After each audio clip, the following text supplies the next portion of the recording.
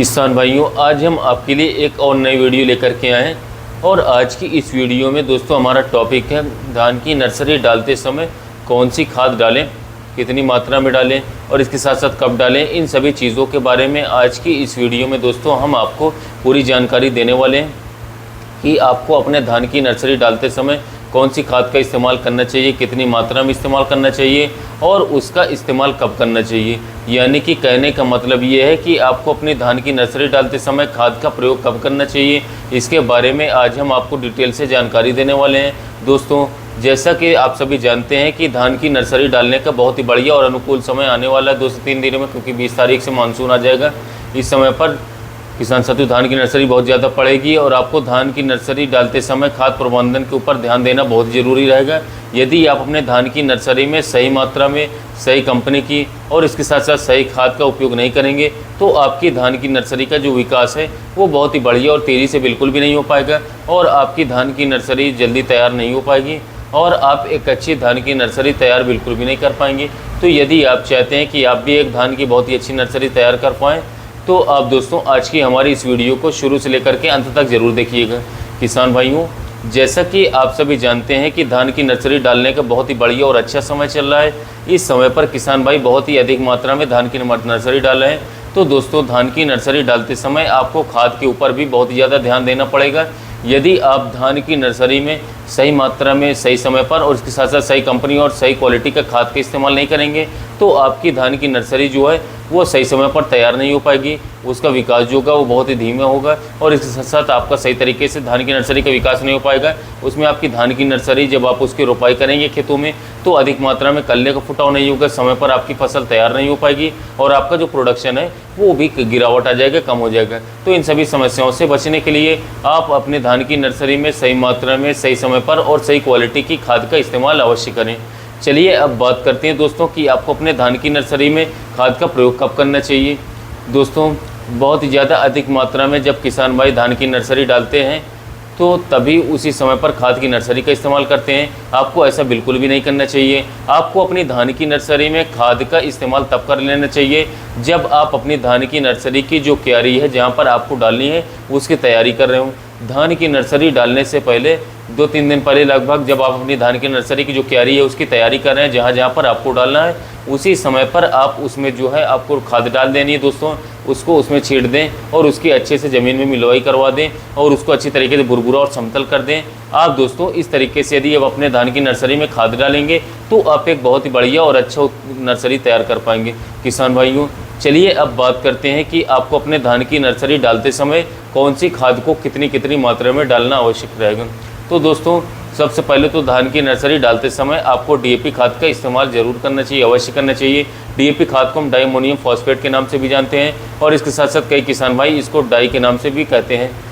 DAP दोस्तों एक बहुत ही महत्वपूर्ण और आवश्यक खाद होती है जो कि हम अपने धान की फसल में कई बार इस्तेमाल करते हैं और अन्य फसलों में कई बार इस्तेमाल करते हैं, जैसे कि नर्सरी डालते समय, रोपाई डाल करते समय और भी 1-2 बार हम डीएपी खाद का इस्तेमाल कर लेते हैं। और विभिन्न फसलों में इसका इस्तेमाल काफ़ी ज़्यादा किया जाता है। सिर्फ धान की फसल में नहीं, गेहूं की फसल हो गई, मटर हो गया, आलू हो गया, सब्जियों की फसल में भी इसका इस्तेमाल किया जाता है, केले में किया जाता है या अन्य खेती में भी किया जाता है। क्योंकि दोस्तों ये जो हमारी कोई भी फसल होती है उसके शुरुआती चरण में विकास और जड़ विकास में बहुत बड़ी सहायता निभाता है। दोस्तों, तो आप धान की नर्सरी में डीएपी का जरूर प्रयोग करें, अवश्य करें। बहुत ही महत्वपूर्ण रोल इसका रहता है। बहुत सारे किसान भाई इसको सही मात्रा में सही डोज में उपयोग नहीं कर पाते जिससे उनको अच्छे रिजल्ट देखने को नहीं मिलता। तो आप इस बात का ध्यान दीजिएगा दोस्तों कि आप सही मात्रा में सही डोज में इसको उपयोग कीजिएगा जिससे कि डीएपी के किसान साथियों आपको अच्छे से अच्छा पूर्ण रूप से रिजल्ट देखने को मिले। और इसके साथ साथ किसान साथियों हमारी जो फसल होती है उसका विकास बहुत ही तेज़ी से डीएपी करवाता है, उसमें हरापन बना रहता है और साथ ही में उसमें अधिक मात्रा में कल्ले निकलते हैं, उसकी जड़ों का विकास होता है और इसके साथ साथ दोस्तों ये हमारी जो फसल है उसको एकदम स्वस्थ बना देती है। इसलिए दोस्तों आपको अपनी फसल में डीएपी का इस्तेमाल अवश्य करना चाहिए, ज़रूर करना चाहिए।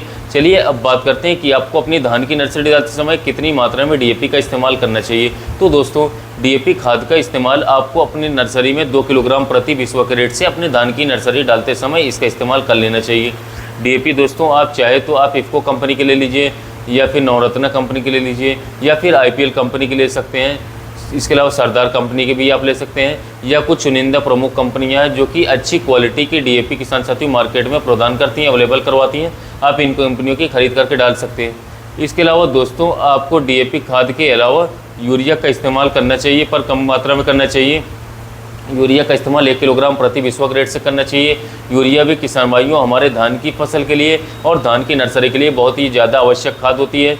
यह हमारे धान की फसल में दोस्तों और धान की नर्सरी में हरापन बनाए रखती है और ऑक्सीजन की कमी को दूर करता है। इसके साथ साथ नाइट्रोजन की कमी को भी दूर करता है। तो दोस्तों यदि धान की आपकी फसल में या फिर धान की नर्सरी में नाइट्रोजन की कमी हो जाएगी तो आपकी जो धान की नर्सरी है वह पीली पड़ जाएगी। इसके साथ साथ उसका विकास धीमा हो जाएगा। तो इसलिए दोस्तों आप यूरिया खाद का इस्तेमाल भी अवश्य करें। यूरिया आप दोस्तों इफ़को कंपनी की या फिर IPL कंपनी की, नवरत्ना, सरदार कंपनी की और नीम कोटेड यूरिया हो सके तो यारा कंपनी की भी ले सकते हैं। या बहुत ही बढ़िया क्वालिटी की रहती हैं और बहुत ज़्यादा प्रचलित हो गई हैं। इस समय पर किसान भाई नीम कोटेड यूरिया का इस्तेमाल ज़्यादातर कर रहे हैं, 90% किसान भाई। तो दोस्तों यदि आप दानेदार यूरिया का इस्तेमाल नहीं करना चाहते हैं तो आप दोस्तों इफ़को कंपनी की लिक्विड नैनो यूरिया का भी स्प्रे लगा सकते हैं। दोस्तों वो भी बहुत ही ज़्यादा फायदेमंद होती है, पौधों पर जल्द से जल्द रिजल्ट दिखाना चालू हो जाती है। इसके अलावा दोस्तों आपको यूरिया के अलावा पोटाश का इस्तेमाल कर लेना चाहिए। पोटाश का इस्तेमाल दोस्तों आपको आधा किलोग्राम प्रति विश्वक रेट से कर लेना चाहिए।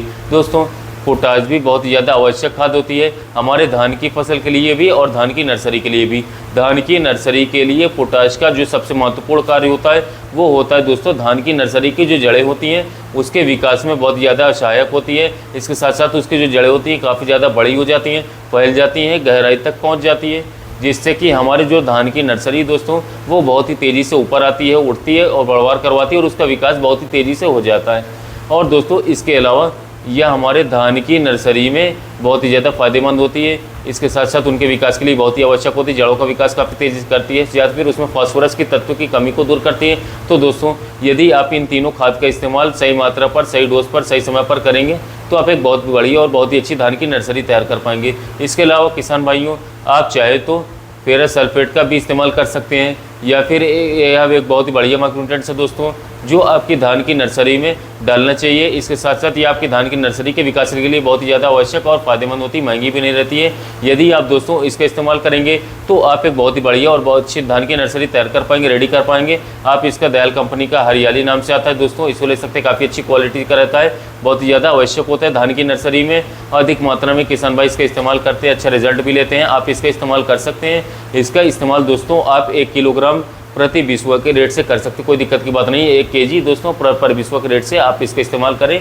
यह एक बहुत ही बढ़िया और माइक्रोन्यूट्रिएंट्स है दोस्तों जो कि आपकी धान की नर्सरी में बहुत ही ज़्यादा फायदेमंद रहता है। इसके साथ साथ विकास के लिए सहायक रहता है, हरापन बनाए रखता है और जिससे कि आपकी धान की नर्सरी जो है दोस्तों वो बहुत ही तेज़ी से विकास करती है।